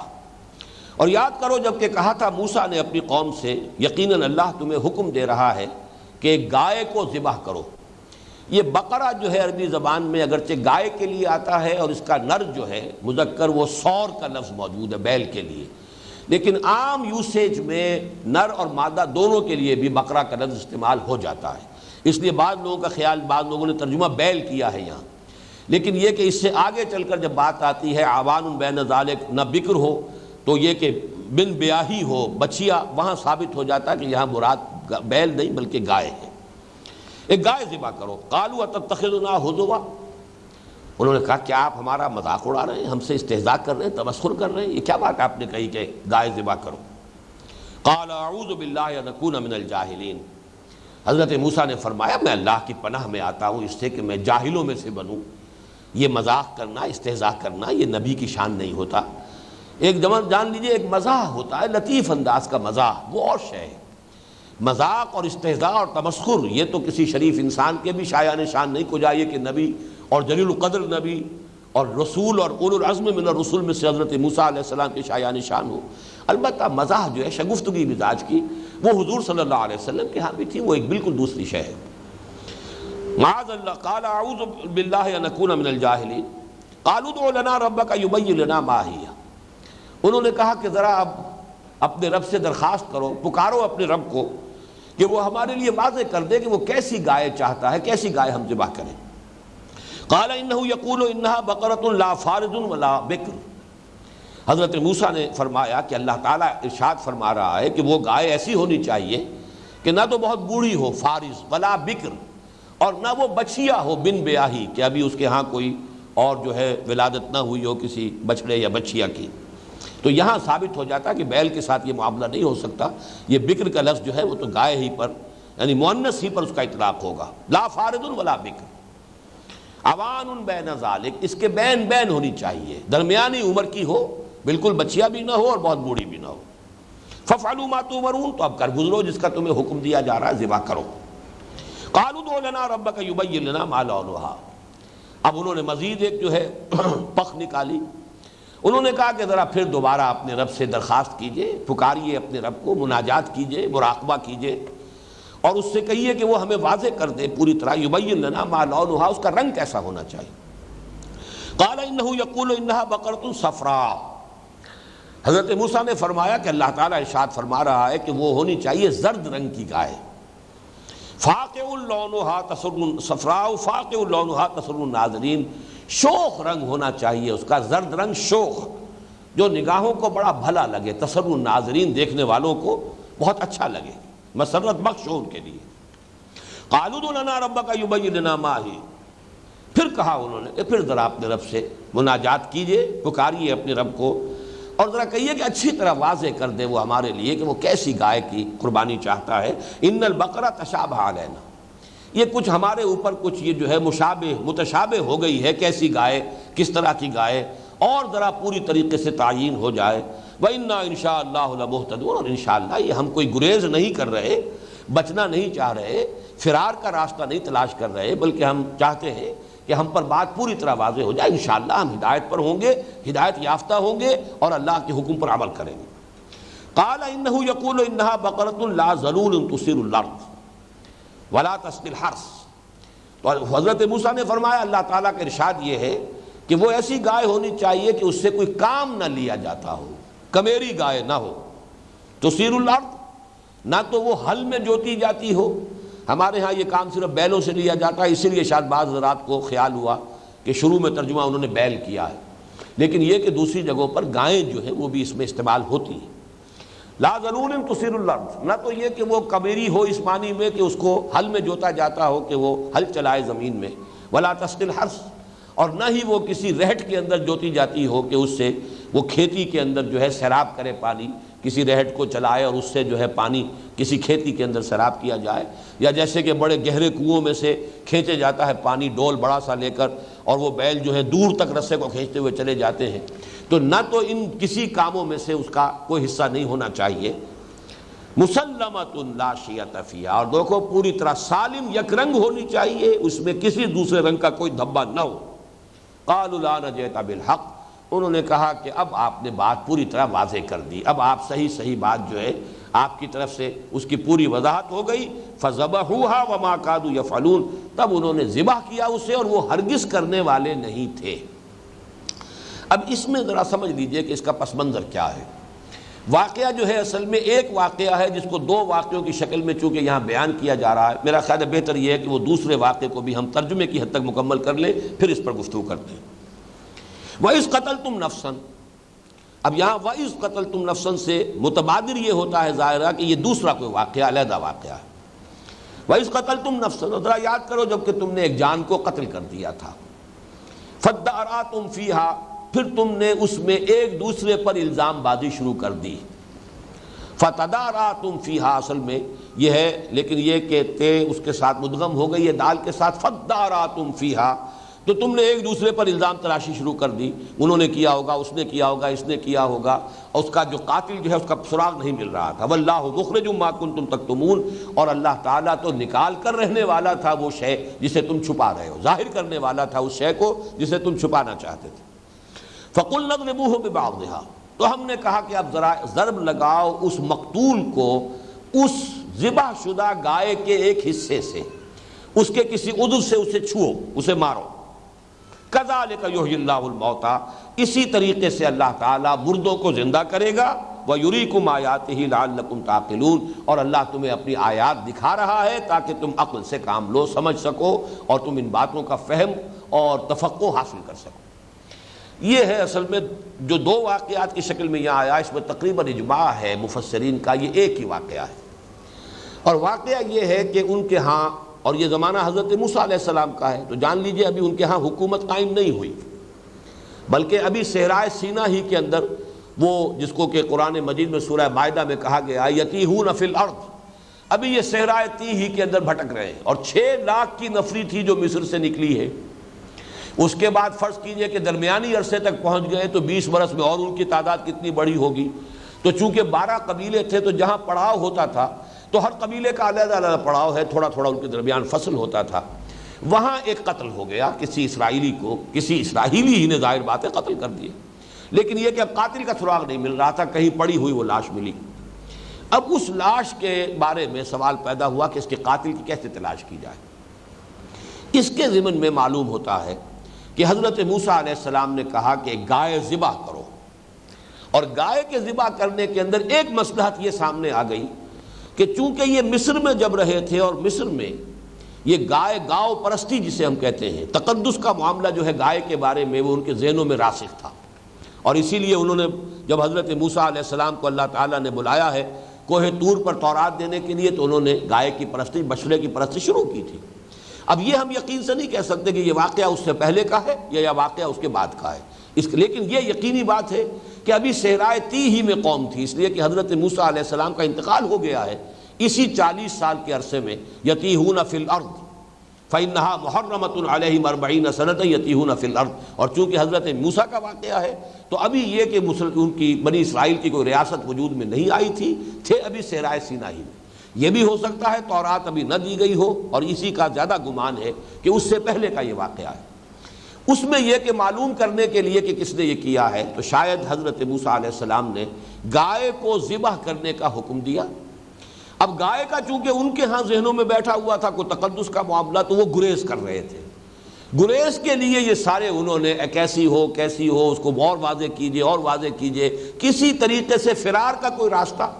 یا مین میخ نکالنے کی ایک عادت کی جو مسلمان امتوں کے اندر پیدا ہو جاتی ہے، گریز بھی ہوتی ہے بات سے بچنے کے لیے، ادھر ادھر کے سوالات،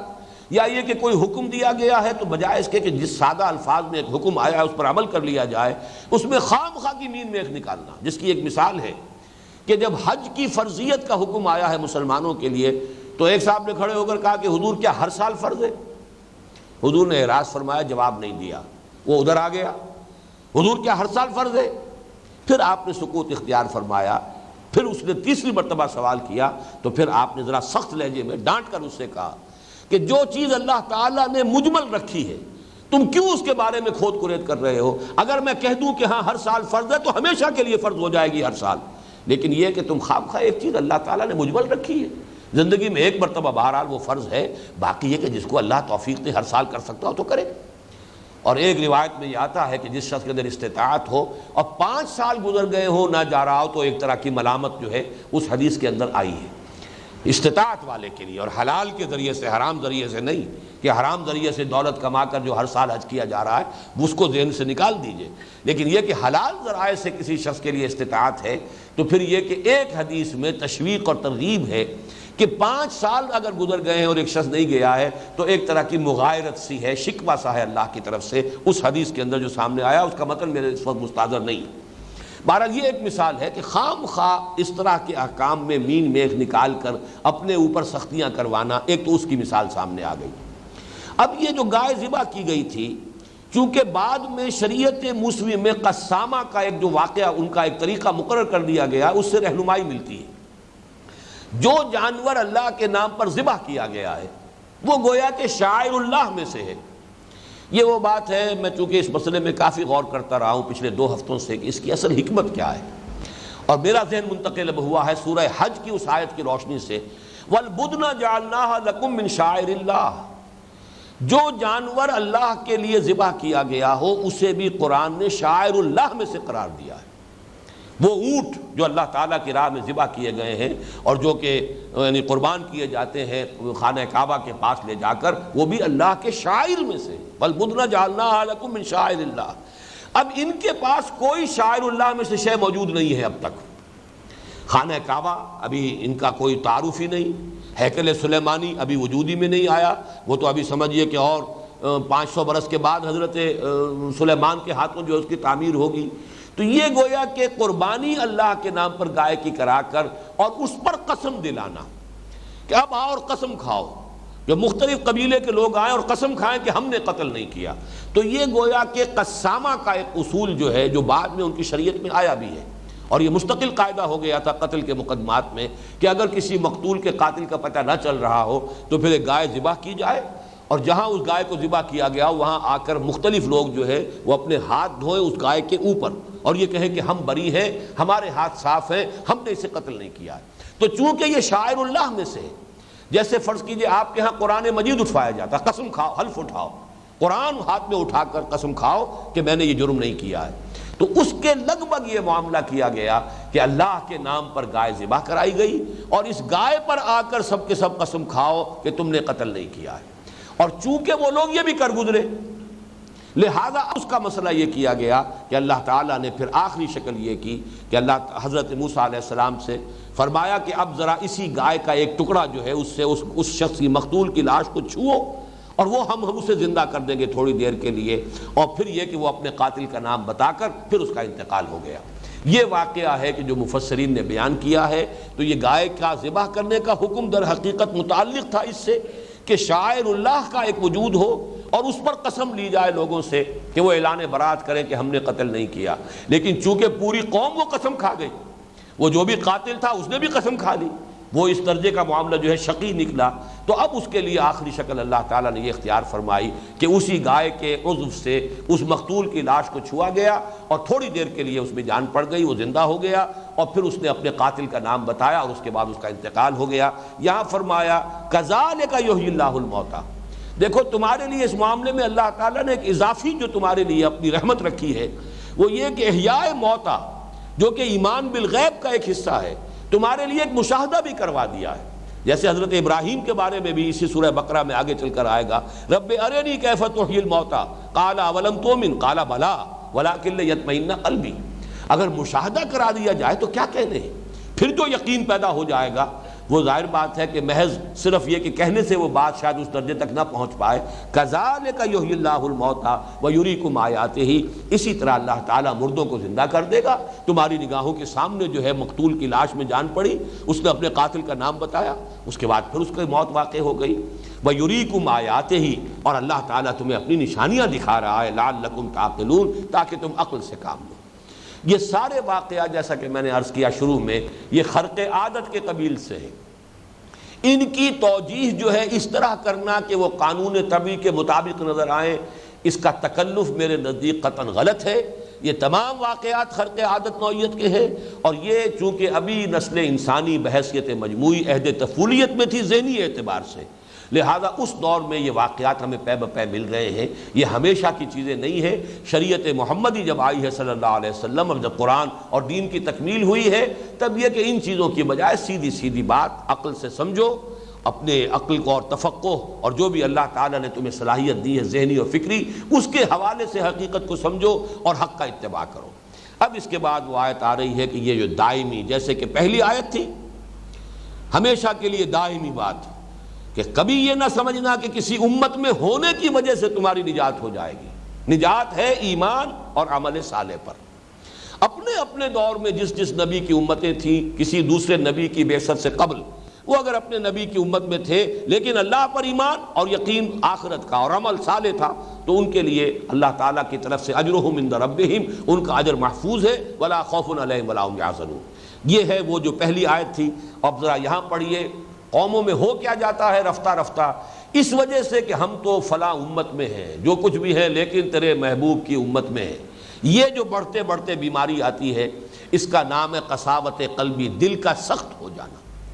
جب اندازہ یہی ہے کہ ہم تو بخشے بخشائے ہیں، ہم تو فلاں کے ساتھ وابستہ ہیں، اس کے دامن کے ساتھ وابستہ ہیں، اس سے ہمارا تعلق ہے، نحن ابناء اللہ و احباؤہ، ہم تو اللہ کے بیٹوں کی طرح ہیں، بڑے چہیتے ہیں۔ جب اس طرح کی چیزیں ہوگی تو انسان کے اندر بدعملی خود بخود پیدا ہو جائے گی، کاہے کو پھر وہ حرام سے اجتناب کرے اور حلال پر اکتفا کرے۔ رفتہ رفتہ یہ بے عملی وہ ہے کہ جو پھر لوگوں کے اندر دلوں کے اندر سختی پیدا کرتی ہے۔ یہ آیت جو ہے دل لرزا دینے والی آیت ہے۔ ثم قست قلوبکم من بعد ذلک، پھر تمہارے دل سخت ہوتے چلے گئے اس کے بعد۔ یہ سارے تم نے مشاہدات بھی کیے، یہ سارے معجزے بھی دیکھے، ہمارے فضل و کرم کے یہ مظاہر تمہارے سامنے آئے، ہم نے تمہیں اس طریقے سے مختلف مواقع پر معاف بھی کیا۔ ثم عفونا عنکم من بعد ذلک، یہ سب کچھ ہم کرتے رہے، لیکن ہوتا یہ رہا کہ ثم قست قلوبکم من بعد ذلک فہی کالحجارۃ او اشد قسوہ، پھر اس کے بعد تمہارے دل سخت ہوتے چلے گئے، اور اب تو حال یہ ہے کہ وہ پتھروں کے مانند ہو چکے ہیں۔ فہی کالحجارۃ او اشد قسوہ، بلکہ پتھروں سے بھی زیادہ ہو گئے سختی کے اندر۔ وَإِنَّ مِنَ الْحِجَارَةِ لَمَا يَتَفَجَّرُ مِنْهُ الْأَنْهَارُ، پتھروں میں تو وہ بھی ہے کہ جن سے چشمے پھوٹ بہتے ہیں۔ پتھر چاہے بہت سخت شے ہے، اس میں بھی پورز ہوتے ہیں، ان میں سے بھی پانی رستا رہتا ہے، اور یہ پہاڑی جتنے بھی چشمے جو بہتے ہیں، کہیں سے اچانک چٹان کے اندر سے آپ کو نظر آ رہا ہے بڑی سخت چٹان ہے، اس میں سے پانی جو ہے وہ نکل رہا ہے، اس پر چٹان میں سے بہہ رہا ہے چشمہ۔ ثم قست قلوبکم فہی کالحجارۃ او اشد قسوہ وَإِنَّ مِنَ الْحِجَارَةِ لَمَا يَتَفَجَّرُ مِنْهُ الْأَنْهَارُ، ایسے بھی ہوتے ہیں جیسے کہ حضرت موسیٰ علیہ السلام کی عصا کی ایک ضرب سے 12 چشمے پھوٹ بہے تھے چٹان میں سے، تو چٹانیں تو ایسی بھی ہوتی ہیں۔ خیر وہ تو پھر بھی ایک معجزہ تھا، لیکن یہ کہ عام طور پر بھی چٹانوں کے اندر سے پانی رستا ہے اور چشموں کی شکل اختیار کر لیتا ہے۔ وَإِنَّ مِنْهَا لَمَا يَشَّقَّقُ فَيَخْرُجُ مِنْهُ الْمَاءُ، ان میں سے ایسے بھی ہوتے ہیں جو پھٹ جاتے ہیں اور ان میں سے پانی برآمد ہو جاتا ہے۔ وَإِنَّ مِنْهَا لَمَا يَهْبِطُ مِنْ خَشْيَةِ اللَّهِ، اور ان میں سے وہ بھی ہیں وہ چٹانیں جو اللہ کی خشیت اور خوف سے گر پڑتی ہیں۔ وَمَا اللَّهُ بِغَافِلٍ عَمَّا تَعْمَلُونَ، لیکن اللہ غافل نہیں ہے اس سے جو تم کر رہے ہو۔ تمہارے دلوں کی سختی جو ہے ان پتھروں کی سختی سے زیادہ بڑھ چکی ہے۔ اس کے ضمن میں بھی ایک بات جان لیجئے، ایک تو جیسا کہ میں واضح کر چکا ہوں، اس کا تعلق آج کے درس کی پہلی آیت کے ساتھ ہے کہ یہ کسی گروہ میں ہونا اور اپنی نجات کے بارے میں مطمئن ہو جانا، نہ چنت ہو جانا، ہم تو نجات یافتہ ہیں ہی، اس کا نتیجہ کیا نکلتا ہے وہ یہ ہے ثم قست قلوبکم فہی کالحجارۃ او اشد قسوہ۔ اور آج ہم اپنی آنکھوں سے خود مسلمانوں میں یہ کیفیت دیکھ سکتے ہیں۔ یہ صورتحال جو ہے، البتہ ایک بات ضرور ہے کہ ایک طبی نتیجہ بھی نکلا کرتا ہے، اور وہ طبی نتیجہ حضرت ابوبکر رضی اللہ تعالیٰ عنہ کے قول کے حوالے سے میں نے کئی مرتبہ بیان کیا ہے۔ ان کے عہد خلافت میں کوئی وفد باہر سے آیا، اور اس وفد کے سامنے جب قرآن مجید پڑھ کر سنایا گیا تو ان میں سے بہت سے لوگوں کے آنکھوں سے آنسو بہہ نکلے۔ حضرت ابوبکر نے اس پر یہ فرمایا، ہاکذا کنا حتی قست القلوب، یہی حال ہمارا بھی ہوا کرتا تھا، کبھی قرآن سنتے ہی یا پڑھتے ہی ہماری آنکھوں سے بھی آنسوؤں کی ندیاں رواں ہو جاتی تھیں، یہاں تک کہ دل سخت ہو گئے۔ اب یہ دل کی سختی جو ہے، یہ جو سختی ہے حضرت ابوبکر جس کا تذکرہ کر رہے ہیں، معاذ اللہ اس سختی پر قیاس نہ کر لیجیے۔ بسا اوقات الفاظ مشترک ہوتے ہیں، حضور کے لیے لفظ ذنب آ گیا قرآن میں، فاستغفر لذنبک، اے نبی اپنے گناہ کے لیے اللہ تعالیٰ سے استغفار کیجیے، لیکن یہ کہ حضور کا گناہ کیا ہوگا اور ہمارا گناہ کیا ہے، کہیں آپ لفظی مشارکت کی وجہ سے مغالطے میں نہ ہو جائیں کہ نسبت خاک رابہ عالم پاک حضرت محمد صلی اللہ علیہ وسلم کی جو تھوڑی یوں سمجھیے کہ اللہ تعالیٰ کے ساتھ جو تعلق کی شدت ہے، اس کی جو شدت اور حدت ہے اس میں تھوڑی سی کمی آتی تھی تو اس کو بھی حضور سمجھتے تھے کہ میرے دل پر پردہ آ گیا ہے۔ انہ لیغان علی قلبی وانی لاستغفر اللہ 70 مرۃ فی کل یوم، لیکن ہم اپنے دلوں کے حجابات پر حضرت حضور کے قلب کے حجاب کو قیاس نہیں کر سکتے۔